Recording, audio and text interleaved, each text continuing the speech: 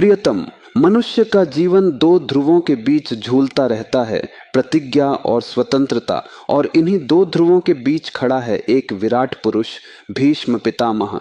भीष्म कोई साधारण चरित्र नहीं है, भीष्म मनुष्य की आत्मा का संघर्ष है।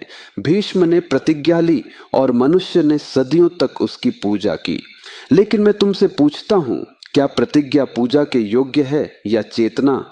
भीष्म की प्रतिज्ञा सुंदर लगती है, त्याग का सौंदर्य है उसमें, अहंकार को छोड़ने की गंध है। लेकिन ध्यान रखना, त्याग भी कभी कभी अहंकार का ही सूक्ष्म रूप हो जाता है। भीष्म ने कहा, मैं आजीवन ब्रह्मचारी रहूंगा। ये वाक्य बाहर से त्याग है, भीतर से सत्ता भी हो सकता है। मैं यह नहीं कहता कि भीष्म गलत थे, मैं यह कहता हूं कि भीष्म अधूरे जागे हुए थे। भीष्म ने जीवन को जिया नहीं, जीवन को रोका, और जो जीवन को रोकता है वह धीरे धीरे स्वयं पत्थर हो जाता है। देखो, भीष्म इच्छा मृत्यु का वरदान लेकर भी शरशैया पर पड़े रहे। क्यों? क्योंकि वरदान बाहर का था, बोध भीतर का नहीं। भीष्म जानते थे कब मरना है, लेकिन यह नहीं जानते थे कब जीना है। यही त्रासदी है। प्रतिज्ञा ने भीष्म को महान बनाया और उसी प्रतिज्ञा ने उन्हें कैद भी कर लिया। मनुष्य अक्सर ऐसा ही करता है, वह किसी आदर्श को पकड़ लेता है और फिर उसी आदर्श में सड़ जाता है। भीष्म ने सत्य नहीं चुना, उन्होंने वचन चुना। सत्य क्षण क्षण बदलता है, वचन पत्थर की लकीर हो जाता है, और जीवन नदी है, पत्थर नहीं। भीष्म धर्म के पक्ष में खड़े थे, पर किस धर्म के? राजसत्ता के धर्म के, व्यवस्था के धर्म के, पर चेतना के धर्म के नहीं। इसलिए वे जानते थे कि कौरव गलत हैं, फिर भी उनके साथ खड़े रहे।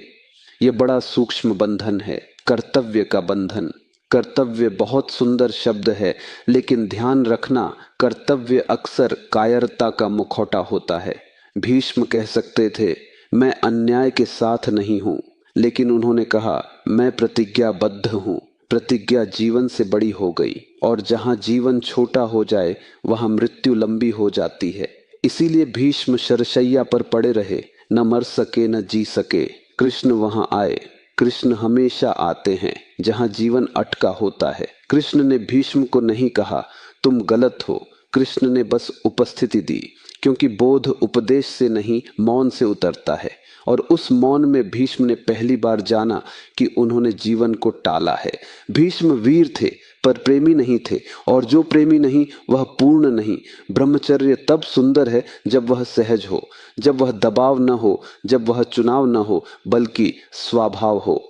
भीष्म का ब्रह्मचर्य चुनाव था, इसलिए उसमें कठोरता थी, और कठोरता में करुणा मर जाती है। इसलिए भीष्म धर्म जानते थे पर करुणा से चूक गए। मैं तुमसे यह नहीं कह रहा कि प्रतिज्ञा मत लो, मैं यह कह रहा हूं प्रतिज्ञा से पहले जागो। जो जागा हुआ है उसे प्रतिज्ञा की जरूरत नहीं। जागा हुआ व्यक्ति क्षण के अनुसार जीता है, वह जीवन के साथ बहता है, जीवन के खिलाफ नहीं।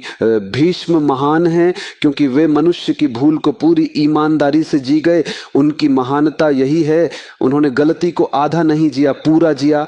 इसलिए उनसे सीखो, उनकी पूजा मत करो, उनकी भूल से सीखो। जीवन को टालना मत, कर्तव्य के नाम पर अन्याय का साथ मत दो, आदर्श को इतना ऊंचा मत रखो कि जीवन दब जाए। और सबसे जरूरी, प्रतिज्ञा से ज्यादा प्रेम को चुनो, क्योंकि जहां प्रेम है वहां भगवान को आने में देर नहीं लगती, और जहां केवल वचन है वहां शरशैया तैयार होती है। यही भीष्म की कथा है, यही तुम्हारी भी हो सकती है अगर तुम जागे नहीं। अब निर्णय तुम्हारा है।